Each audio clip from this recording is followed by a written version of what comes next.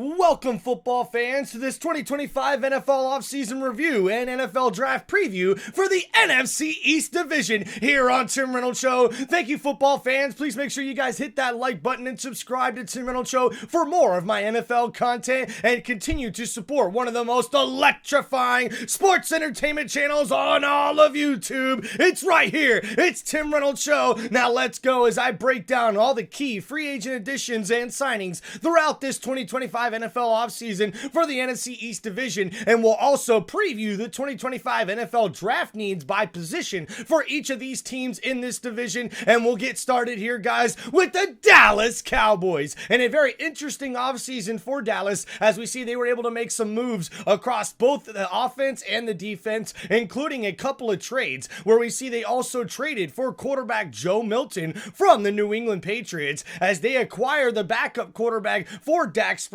Prescott and a 7th round pick with the New England Patriots in exchange for a 5th round pick heading into this 2025 NFL draft. We also see the Dallas Cowboys were able to add to their backfield, signing running backs Miles Sanders and running backs Javonte Williams. Williams gets a 1-year deal worth up to $3.5 million, and hopefully he can come in, or Miles Sanders can come in and step up and be that starting running back for this Dallas Cowboys offense, and they're definitely going to need to improve that running game. The Cowboys were also able to re-sign wide receiver and kick returner Kevontae Turpin to a 3-year, $18 million deal, and also were able to re-sign a few guys on the defensive side of the ball, including quarterback CJ Goodwin and safety Marquise Bell, who re-signs on a 3-year deal worth up to $12 million.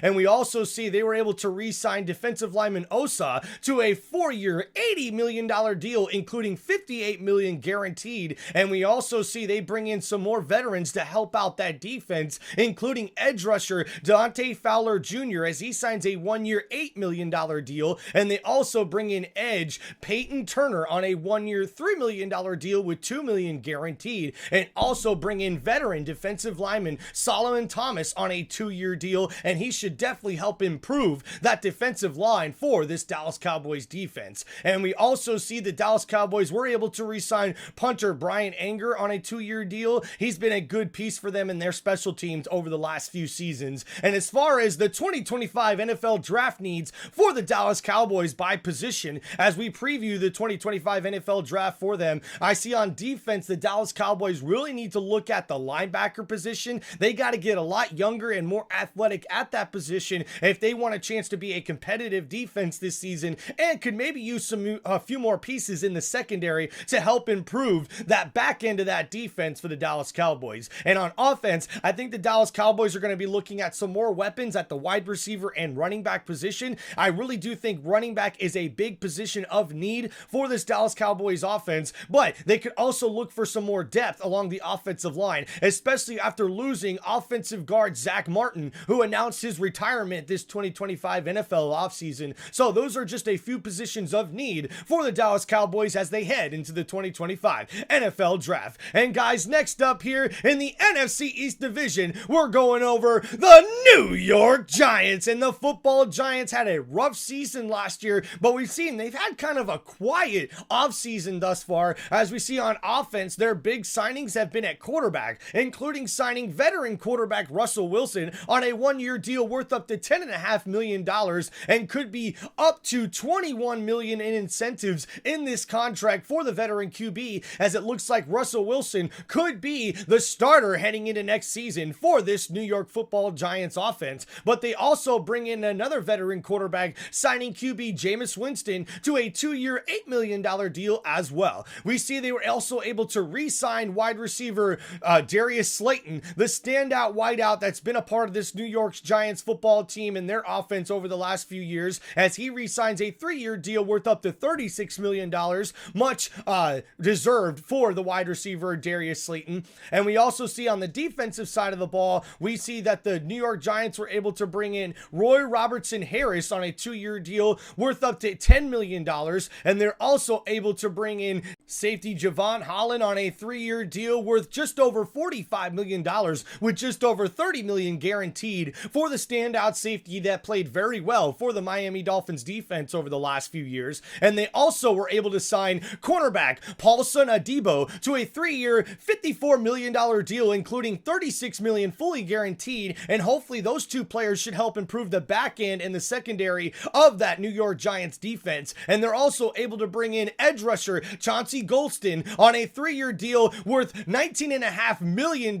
So not a lot of big moves here for the New York Giants as they head into the 2025 NFL Draft, and we preview their needs by position here on Terminal Show. I think the New York Giants have a lot of needs, not only on defense, but also on offense, and they're going to need every single one of these draft picks to hit to give them the proper depth they need in order to be competitive next year in the 2025 NFL season. So as we preview the 2025 NFL Draft needs for the New York Giants, I think on defense, they're going to be looking to improve their pass rush and get a little bit younger in the secondary. And I really do think on offense, the New York Giants are going to be looking for some more depth along the offensive line and some more playmakers at the running back or wide receiver position. Now, a lot of people are asking the New York Giants to look for a quarterback, but I have heard reports that they will not be taking a quarterback in the first round, but could possibly be looking at quarterback in the later rounds. But just look out for what the New York Giants are going to do, because it looks like they're going to be going with veteran quarterback Russell Wilson as their starter heading into next season. So I imagine that means the front office and general manager for the New York Giants will be looking to get a lot more playmakers for that offense so they can be competitive in the 2025 NFL season. But you never know. Maybe we could see the New York Giants as one of those teams looking for a quarterback in the second round or even later rounds in the 2025 NFL Draft. And up next in the NFC East Division, it's the Washington Commanders, who have had a very, very busy 2025 NFL offseason after they surprised a lot of people last year, making it all the way to the NFC Championship game. But when they're in the same division as the Super Bowl champion Philadelphia Eagles, the Washington Commanders knew they were going to have to step their game up in order to stay competitive heading into the 2025 NFL season. As we see, the Washington Commanders were able to re-sign veteran quarterback Marcus Mariota on a 1-year deal worth up to $8 million,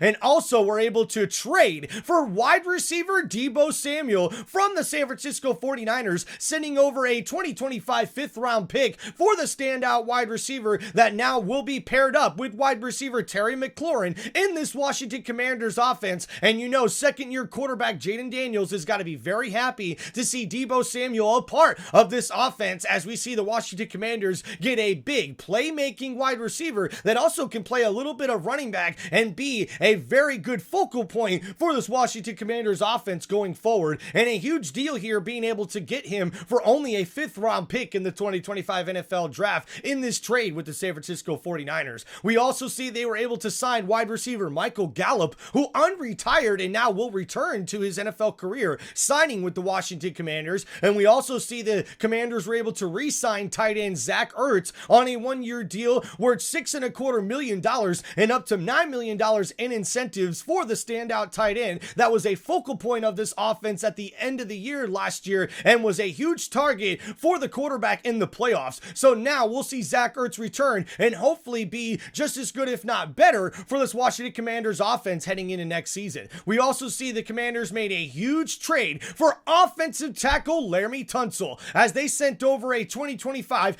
5th-round pick in a deal, or in this deal the Texans did, in exchange for a 2025 3rd-round pick and 7th-round pick in the upcoming draft, and also traded a 2026 2nd-round pick and 4th-round pick for next year's draft as well to the Texans. A huge deal here, as offensive tackle Laramie Tunsil has been one of the best left tackles in the NFL over the last few years, and now he will be a part of this Washington Commanders offense. And I really do think that this offensive line now takes another step up for this Commanders offense going forward. And we also see on the defense, the Washington Commanders were able to re-sign edge rusher Colin Farrell on a 1-year deal, and also were able to sign edge rusher Jacob Martin as well to a 1-year deal worth up to $3 million.